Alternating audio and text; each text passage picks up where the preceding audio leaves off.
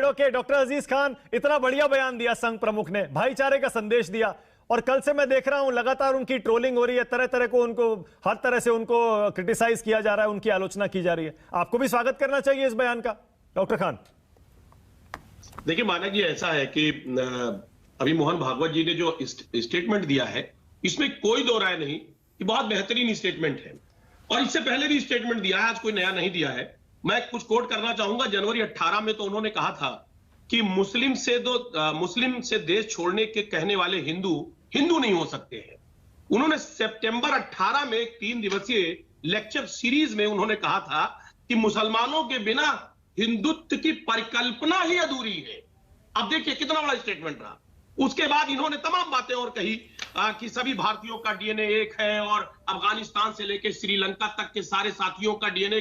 देखिए स्टेटमेंट तो लगातार आते रहते हैं और दे रहे हैं, लेकिन मुझे अफसोस इस बात का हो रहा है कि सरसंघ चालक इतने बड़े आरएसएस के हेड हैं और वो लगातार स्टेटमेंट दे रहे हैं, लेकिन बीजेपी पर उसका कोई असर नहीं हो रहा है।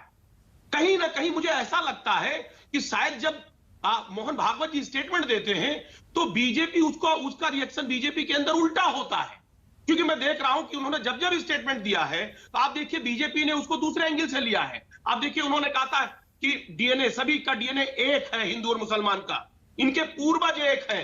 मैं जानना चाह रहा हूं उसी वक्त आप देखिए कि झारखंड में क्या हुआ। झारखंड में जयंत सिन्हा ने जो मॉब लिंचिंग करने वाले लोगों को फूलमाला पहनाया। तो कहते ये कुछ और है, करते कुछ और है। इनके करनी और कथनी में अंतर है बहुत ज्यादा, क्योंकि ये क्या कह रहे हैं, कब ये मौके के अनुसार नैरेटिव सेट करते हैं, चाहे वो आरएसएस के हेड हो और चाहे बीजेपी के लोग हो। दूसरी बात मैं जानना चाह रहा हूं, अगर ये कह रहे हैं कि पूर्वज एक है, सबके डीएनए एक है, तो अगर पूजा पद्धति अलग अलग है, खाली विचारधारा अलग है, पूजा करने का तरीका अलग है, तो मुझे लग रहा है दोनों का सम्मान होना चाहिए। फिर ऐसे विवाद क्यों? अगर जो मंदिर है उसे मंदिर रहना चाहिए, जो मस्जिद है उसे मस्जिद रहना चाहिए, क्योंकि सम्मान सभी का होना चाहिए। डॉक्टर खान, यही बात तो डॉक्टर मोहन भागवत कह रहे हैं।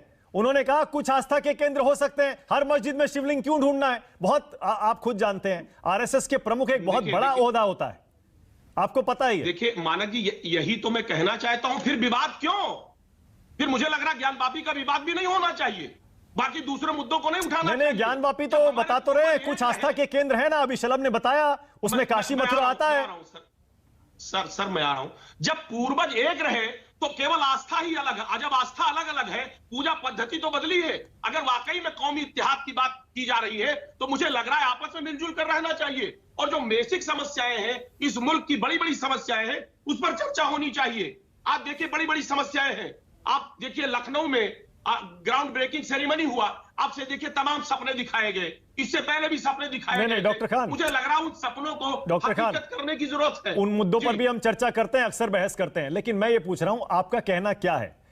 संघ प्रमुख कह रहे हैं कुछ आस्था के केंद्र छोड़ दीजिए और बाकी जगह पर फिर और कोई दावा नहीं होगा, मस्जिदों में शिवलिंग नहीं ढूंढे जाएंगे। ये आइडिया उनका आपको कैसा लगता है? देखिए आइडिया बहुत बेहतरीन है और बहुत ही अच्छा है, लेकिन इस पर अमल किया जाए। इसमें कहते तो है, लेकिन जो इनके अनुसांगिक संगठन है वो इस पर अमल नहीं करते। अभी आज ही स्टेटमेंट दिया, और शंकराचार्य जी का क्या ऐलान हो गया? उन्होंने कहा साहब 4 तारीख को जलाभिषेक करेंगे।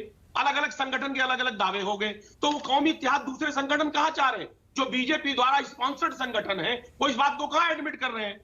ये तो क्या मुस्लिम मान लेंगे? क्या मुस्लिम पक्ष मान लेगा संघ प्रमुख की बात को? आप मान लेंगे?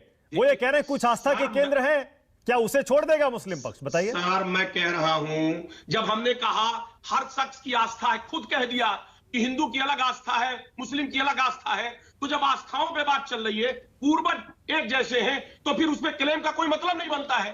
फिर क्लेम की क्या जरूरत है? फिर आपसी कौमी इत्तेहाद के लिए जो जैसे वैसे चलते रहना चाहिए, लेकिन ऐसा नहीं होगा, क्योंकि बीजेपी नहीं चाहती, वो चाहती मुद्दों से लोगों को। ऑलराइट, स्वामी चाह रहे थे, बोलिए डॉक्टर खान, बोलिए।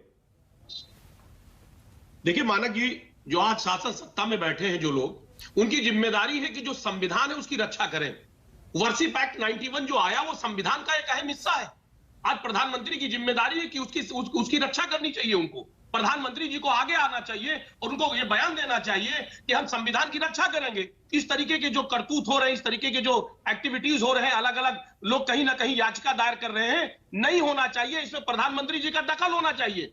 मोहन भागवत जी जो कह रहे हैं, उनकी बात का असर इनके लोगों पर नहीं हो रहा है। इसमें माननीय प्रधानमंत्री जी को दखल देना चाहिए, क्योंकि आज संविधान पूरी तरह से संविधान की धज्जियां उड़ाई जा रही हैं। और वाकई में संविधान की रक्षा ये लोग करना चाहते हैं तो प्रधानमंत्री जी को इसके आगे आकर के संविधान की रक्षा करने के लिए बयान देना। आपको कोर्ट पर तो भरोसा है ना? कोर्ट तो संविधान की रक्षा कर लेगा ना डॉक्टर खान?